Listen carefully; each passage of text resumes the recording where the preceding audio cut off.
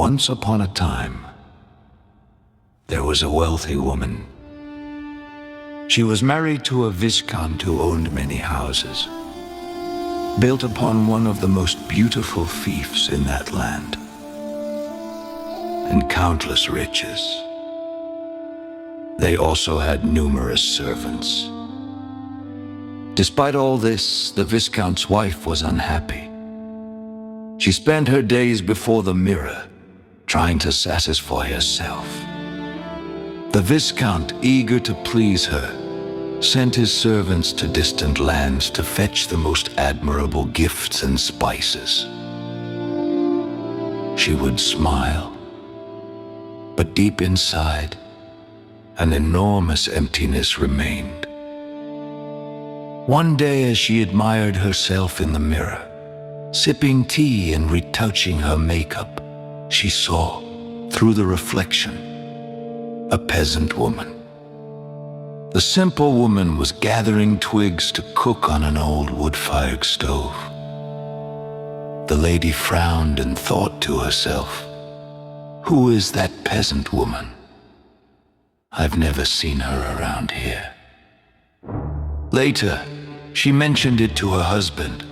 The Viscount was also intrigued. They both ordered their servants to gather more information.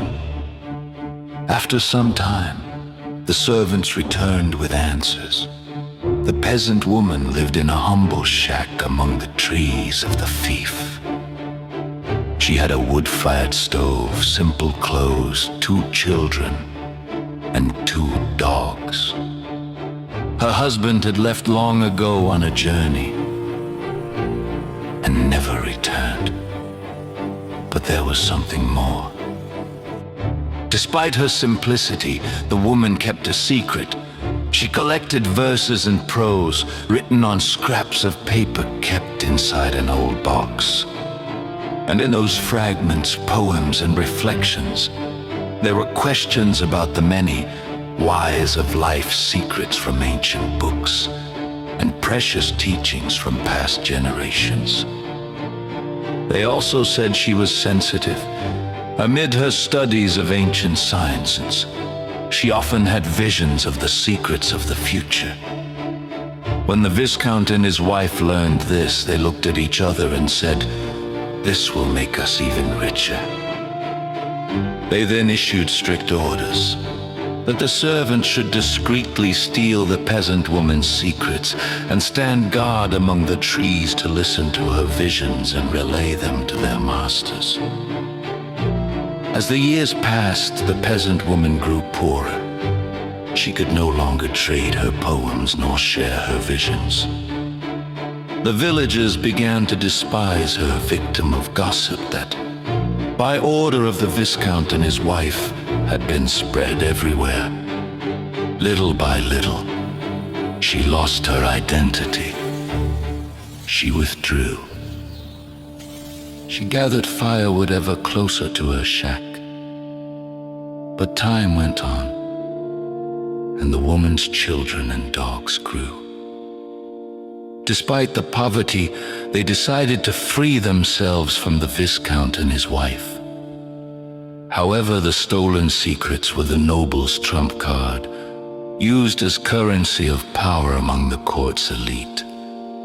The couple plotted to imprison the woman and separate her from her children, to steal her secrets forever.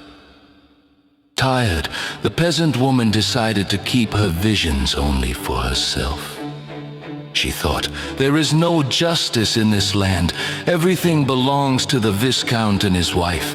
I will keep the secrets only for myself and my own until everything is resolved." Meanwhile, the nobles planned new schemes. They forged false witnesses, traveled to distant lands, and searched for a way to commit the peasant woman as insane. But she remained silent, and within her silence, a force was forming. The Viscount's wife, accustomed to the high courts, began to grow restless, and now she wondered, what will I say when they ask me about the secrets of the future? What will I do if the peasant woman has decided to keep them only for herself? The restlessness grew, doubt corroded luxury.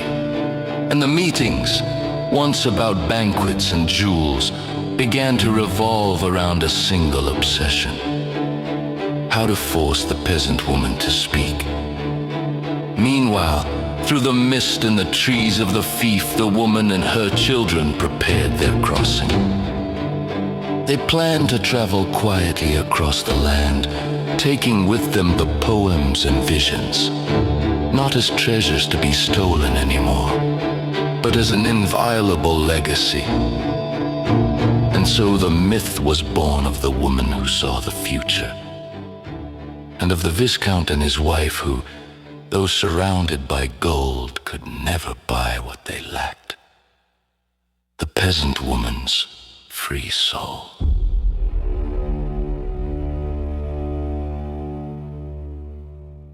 Chronicles and fables inspired by the stories of those who have no voice, and by the suffering of the oppressed in the valleys of injustice. Any resemblance is purely coincidental. Deduction and screenplay by Sam Madison Studio. All rights reserved.